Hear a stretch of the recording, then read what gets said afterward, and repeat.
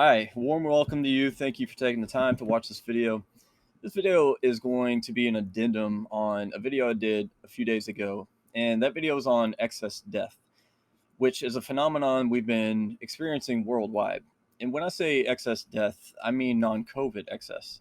So these are the deaths that are not due to COVID-19. It's everything else. And the thing is, these excess deaths have actually been higher than the COVID deaths in many months. The White House came out with a statement where their theory was they thought it's a lack of insurance. So the reason that we have this excess death is because there's an excess of people without insurance.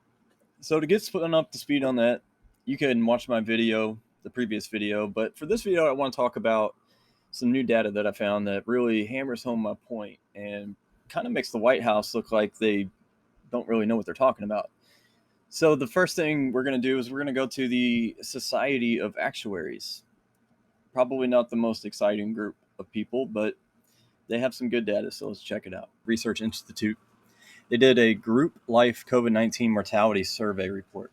So what this is they surveyed a bunch of insurance companies who sold group life insurance. So these are not individual life insurance holders. These are people who were part of a group life insurance plan. So they were either retired or working at the time. And it's pretty safe to assume if they have a group life insurance plan that's part of a health insurance plan. So we shouldn't see really any difference in the excess death according to the logic of the White House, because it was the insurance that was causing the excess death according to them. Now, let's go ahead and just look at a couple of interesting ones. And, we'll go to the industry here. Excess mortality by industry color. They use blue, gray, and white colors for industry. And you can see here, white collar industry has the biggest jump. And it's the third quarter of 2021 that we're really concerned with. And this is the last bit of data that they actually collected. So this is as current as possible. But we can see that there's a little bit of excess death here, but then it really jumps up in the third quarter of 2021. And that's the concerning part there. What is interesting is the by age. So we see here 0 to 44, that third quarter went up 189%. And then the 45 to 64 range, 183%. So this is people who are young, under 64, who are dying. And again, this is excess death. Now look at the percentage from COVID and non-COVID. We can see that now non-COVID excess death is beating COVID excess death up here with the youngest, 0 to 44. So more people are dying in excess of something other than COVID than they are dying of COVID. And if we go down here, this breaks the ages down even more. And this is concerning. 35 to 44, look at this, 217%. And then the 45 to 54, 208%. You can see that these are the age range, even 25 to 34. That's unbelievable.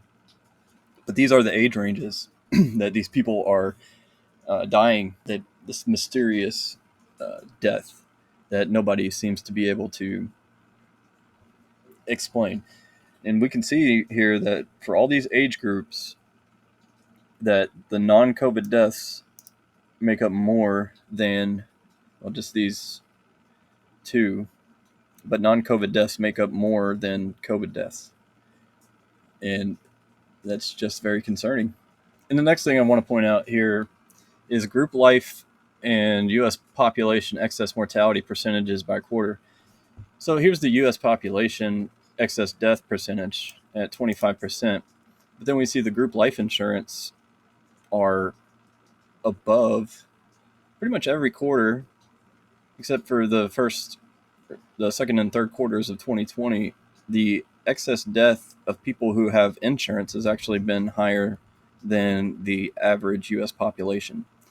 So I think that pretty safely puts a nail in the coffin of this excess death being caused by a lack of insurance, as the White House says.